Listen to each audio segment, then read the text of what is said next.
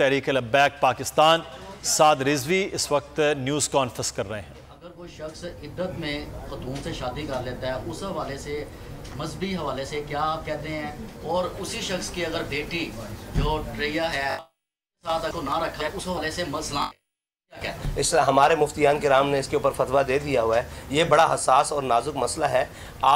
मैं ये समझता हूँ कि आप मजहबी तौर पर इसको इस्तेमाल करके इमरान खान के खिलाफ न जाए। इमरान खान की बड़ी गलतियाँ हैं जिनको लाया जाए। इसमें तो इमरान खान अगर तौबा कर लेगा तो उसको माफ़ी मिल जाएगी, फिर हम क्या करेंगे। मसला ये है कि उसने बुनियादी कौम के साथ जो किया है उन पर बात की जाए। ये उसका जाती मसला है जिसको मुफ्तियान दिखाकर समझा सकते हैं। आप निकल रहे हैं, ये कहा है कि जब हम इस्लामाबाद तक पहुंचेंगे तो जिस दफ़ा 144 लगी हुई है वो ख़त्म हो जाएगी।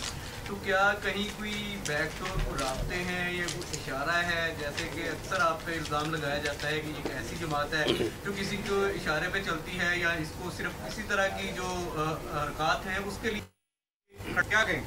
देखें, तहरीक लब्बैक ये समझती है कि मुल्क में हर वक्त तो नहीं 144 लग सकती ना। मुल्क में वो वक्ती तौर पर लगाई गई है और पहले भी लगती रही हैं कुछ दिन के लिए, तो ख़त्म हो जाएगी। तो अभी बहुत सारे दिन पड़े हैं हमारे इस्लामाबाद पहुंचने तक, और इंशाअल्लाह तहरीक लब्बैक ने कभी ऐसा कोई काम नहीं किया जिसकी वजह से दफ़ा 144 को बरकरार रखा जाए। जनरल इलेक्शन को भी आपने अपनी इस मुहिम है, क्या आप ये भी चाहते हैं, कोई डिमांड है आपकी जनरल इलेक्शन के हवाले से भी? जनरल इलेक्शन के हवाले से हमारी ये डिमांड है कि इलेक्शन इकट्ठे हों और अपने वक्त पर हों। जब इंशाअल्लाह ये हुकूमत की मुद्दत पूरी हो जाएगी फिर इंशाअल्लाह उसके ऊपर भी बात होगी। अच्छा आप साहब ये बताइए, एक शख्स झूठा हो, देनी तवाज़ुन ठीक ना हो, जानी भी हो और गैरुल्लाह को सज्जे भी करता हो, तो आप समझते हैं कि ऐसे शख्स की अताअत करना हलाल है या हराम है?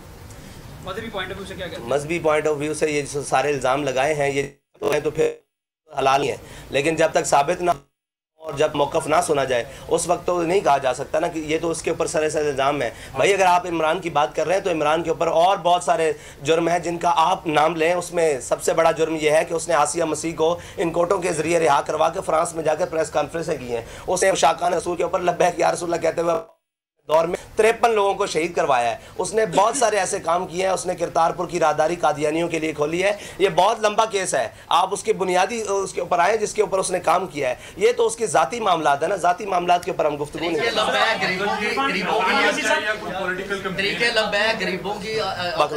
है। मैं ये कह रहा हूँ, आपने महंगाई के हवाले से, पेट्रोलियम के हवाले से सारा काम किया, उसके तनासुब में अब जो पीटीआई के लोगों को गिरफ्तारी करनी पड़ी, आपको क्या लग रहा है ये मकाफाती अमल नहीं है कि जब पीटीआई की हुकूमत थी उन्होंने भी ऐसी सियासी जमातों के साथ इस तरह किया था? बिल्कुल, ये मकाफात अमल भी है और ये उनकी सियासी गलतियां भी हैं जिनका उनको खमियाजा हर तौर पर भुगतना पड़ेगा कि उन्होंने अपने कौम के बच्चों के साथ क्या किया। उस वक्त भी हमने कहा था यामुरदुल्लाह अल्लाह ताला लोगों के दरमियान दिन फेर देता है। जिस चीज़ का जिस बात का इल्ज़ाम उन्होंने हम पर लगाया, ये फ़ौज मुखालिफ है, ये रियासत मुखालिफ है, ये अमेरिका से फंडिंग ले रहे हैं, वो कौन सा इल्ज़ाम बचा है जो इनके ऊपर नहीं आ रहा। तो इक़्तिदार में रहने वालों को आज भी हम जो इक़्तिदार में उनको भी कह रहे हैं कि भाई आप भी ख्याल से चलो, कल ये दिन आपके ऊपर भी आ सकते हैं। हम तो 5 मरतबा भुगत चुके हैं। कौन सा काम से अब्रप्टली हो गया है? महंगाई तो बड़ी देर से चल रही है, पीडीएम के दौर में भी चल रही है। भाई हमने तो इसका ऐलान पहले 3 महीने से तैयारी की है और सबसे पहले हमने शटर डाउन की आपको बताया कॉल दी है, और ये साफ ज़ाहिर है काम हो नहीं गया। पेट्रोल की कीमत जो 2 गुना से भी ज़्यादा बढ़ गई है। बिजली के जी नहीं, ये तो क्या ना कौम के साथ के मतलब 30 बढ़ाकर 12 रुपये कम कर देना, 20 रुपये बढ़ाकर 10 रुपये कम कर देना। 12 फरवरी को जब हमने ऐलान किया था उस वक्त पेट्रोल कीमत 249 रुपये थी, आज 270 रुपये है। आप ये देखें, ये कौम के साथ मजाक है। और इसी तरह डीजल की कीमत उस वक्त आज से 10 से 15 रुपये कम थी, जो इन्होंने बैक वक्त 30 रुपये कम किया है। तो ये तो कौम के साथ मजाक है कि कोई एहतजाज के लिए निकले तो आप फ़ौरन 10 रुपये 5 रुपये कम कर दें, और जब कोई ना बोले तो आप 15-20 रुपये बढ़ा दें। अच्छा हाफिज़ साहब ये बताइएगा, कौम की बेटियों को तो सड़कों पर लाया जा रहा है, जबकि खुद अपनी जो बीवी है उनको 7 पर्दों में अदालत में लाया जाता है। ये तो कौम को सोचना चाहिए ना, ये कौम को सोचना चाहिए, क्योंकि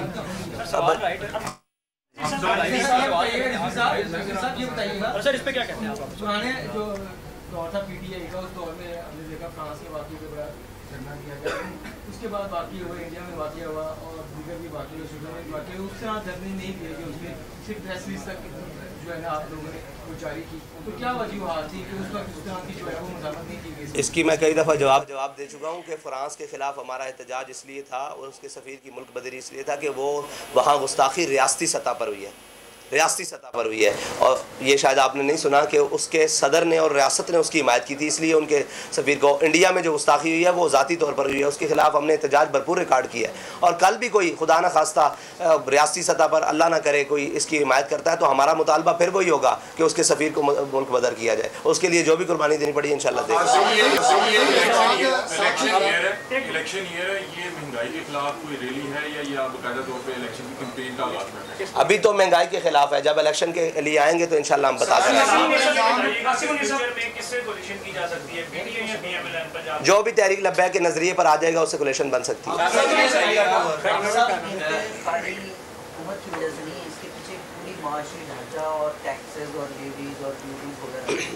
जब तक वो कम नहीं होंगी और हुक्मरानों और ब्यूरोक्रेसी की अय्याशियाँ कम नहीं होंगी, आप तो ये एहतजाज बेमाने रहेगा, इसलिए कि वो इसी फार्मूले के तहत 5-10 रुपये फिर कम कर देंगे।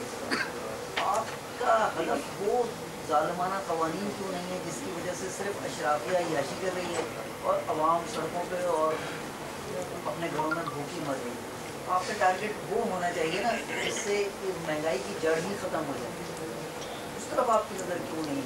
बहुत अच्छा सवाल किया आपने। देखें, हमने फार्मूला दिया, हमने ये कहा कि आप 800-700 सीसी वाले के लिए पेट्रोल की कीमत ये रखें, बाइक्स वालों के लिए ये रखें, बड़ी गाड़ियों वालों के लिए ये रखें। इसकी जद में अशराफिया ही आ रहा है और लोग पूछ रहे हैं कि आपसे किसी ने रब्ता किया? हमसे हुकूमत ने तो रब्ता नहीं किया, लेकिन जो हुकूमत के वो पाले हुए लोग हैं जो इसके कमीशन खाते हैं उन्होंने हमसे रब्ता किया कि आप ये क्या करने जा रहे हैं, आप भी पर लीटर कोई हमसे कमीशन ले लें, हमसे कोई बात कर लें। तो इसका मतलब है हमारा तीर बहदफ हुआ, हमारा तीर बहदफ हुआ। उनको थोड़ी परेशानी का सामना करना पड़ा। वो हमसे कह रहे हैं कि आप हमसे वो ले लें, क्या नाम है उसका, कमीशन लें पर लीटर और आप अपने अकाउंट्स बताएं, हम उनके अंदर पैसे भेजने के लिए तैयार हैं। हमने कहा हमें नहीं चाहिए, हम कौम के साथ खड़े हैं और कौम के लिए पेट्रोल सस्ता करो। दूसरा बात है, हमने एक पूरा वाइट पेपर दिया इनको कि आप जनाब 3000 सीसी 5000 सीसी वाली गाड़ियों के लिए ये पेट्रोल की कीमत रखें और नीचे ये रखें, ताकि गरीब को आसानी हो और अशराफिया को और ब्यूरोक्रेसी को और एस्टेब्लिशमेंट को और जो इसमें मुल्क में मुफ्त चीज़ें इस्तेमाल कर रहे हैं उनके लिए ये कीमतें रखें और उनको ये टैक्सेस लगाएं, ताकि उनको पता लगे कि इसकी कौम को कीमत क्या देनी पड़ती है। आप समझते हैं कि आपको मार्च की इजाज़त मिल जाएगी, जबकि हालात इतने नाजुक हो गए हैं। लाहौर में ज़मान पार्क को बंद किया है, लाहौर वाले परेशान हैं। आप समझते हैं कि कराची से आपको मार्च की इजाज़त होगी? क्योंकि हालात क्यों ख़राब हुए हैं, उन्होंने मुल्क के हालात ख़राब किए हैं तो इस वजह से हुआ है ना। हर एक के लिए तो एक पैमाना नहीं हो सकता, जिसने जुर्म किया उसको उसकी सज़ा मिलेगी, हर एक को तो नहीं उसकी सज़ा मिलेगी ना। हमने तो कोई जुर्म नहीं किया, हम तो पाकिस्तान के लिए निकले। समझते नहीं, हम कहते हैं हमारा मार्च होगा, अगर हुकूमत ने रोका भी तो तब भी होगा। अच्छा सर, ये लगता है कि जो है एहतजाज किया दफ़ा 144 नाफिज़ थी, उन पर अमल होगा, जबकि पीडीएम ने हालिया सुप्रीम कोर्ट के बाहर एहतजाज किया दफ़ा 144 नाफिज़ थी, लेकिन उनके साथ ये तो दोहरा कानून हम कह रहे हैं ना कि पीडीएम ना इख्तियार करे। और मेरे ख्याल से उन्होंने जंगले भी फैलांगे हैं, उन्होंने जनाब सुप्रीम कोर्ट की बाहर जाकर घेराव भी किया है। तो हम तो इसके सख्त मुखालिफ हैं, इसके सख्त मुखालिफ हैं, इसलिए कि जनाब जब उनके लिए एहतजाज मना है और सुप्रीम कोर्ट के बाहर जाना मना है तो इनके लिए 2 कवानीन पाकिस्तान के अंदर बैक वक्त ना दिखाएं जिससे किसी के बयानियों को फ़ायदा हो। अकल का इस्तेमाल करें और फाहम फरासत का इस्तेमाल करें और पाकिस्तान को बेहतरी की तरफ लेकर जाएं, ना कि अपनी ज़ाती मफादात की तरफ लेकर जाएं और ज़ाती बका की तरफ लेकर जाएं। सब ये बताइएगा कि आपका ये जो मार्च है ये कराची से 22 को शुरू होगा और कब पहुंचेगा, कितने दिनों में इस्लामाबाद पहुंचेगा, और दूसरा ये भी बता दीजिएगा कि ये